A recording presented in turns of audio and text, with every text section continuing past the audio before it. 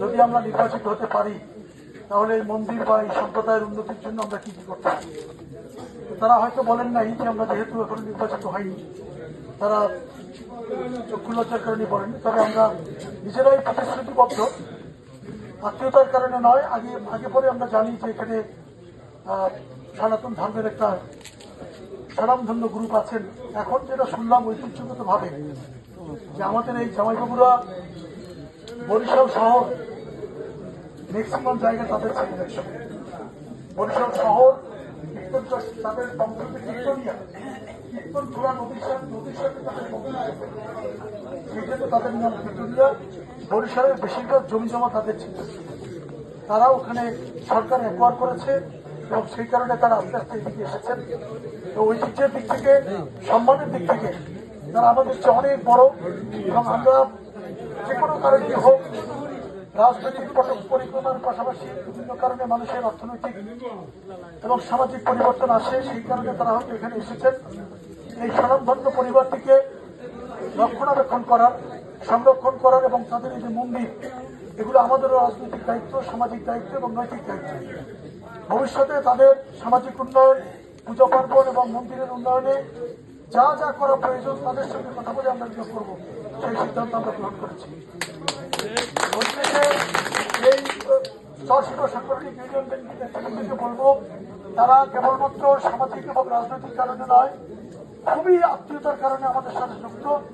আপনারা তাদের দিকে খেয়াল রাখবেন এবং প্রয়োজনে আমি যতবার আপনারা দাওয়াত করবেন, সময় থাকবে ততবারই আমি আসবো আপনাদের এখানে,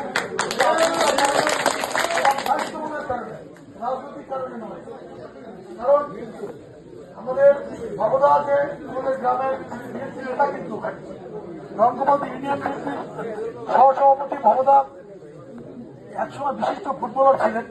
ভবদার ফুটবল খেলা দেখার জন্য আমরা রঙ্গবতী হাই স্কুল মাঠে, মানে সে এক হাঁটু সমান কাদা পড়াই আমরা দেখলাম ভবদার মাঠে।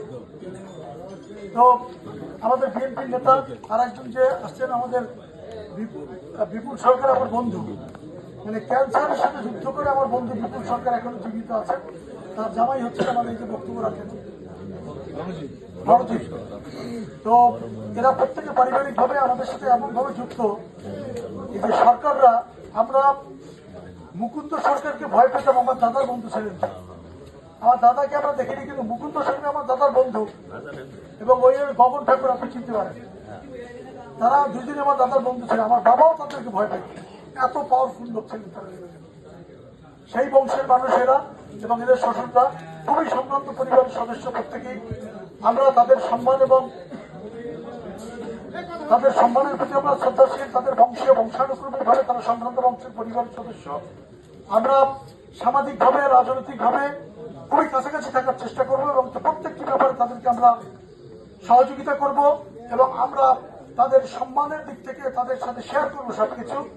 পরিশেষে এই পরিবারকে আমরা আমার নিজের পরিবার হিসেবে গ্রহণ করলাম এবং ভবিষ্যতে তাদের সকল প্রতিশ্রুতি দিয়ে আপনাদেরকে তাদের পরিবারের দিকে খেয়াল রাখার জন্য এবং গ্রামটির দিকে খেয়াল রাখার জন্য, মন্দিরের দিকে খেয়াল রাখার জন্য বিনীত অনুরোধ জানিয়ে আজকের মতো বিদায় নিচ্ছি।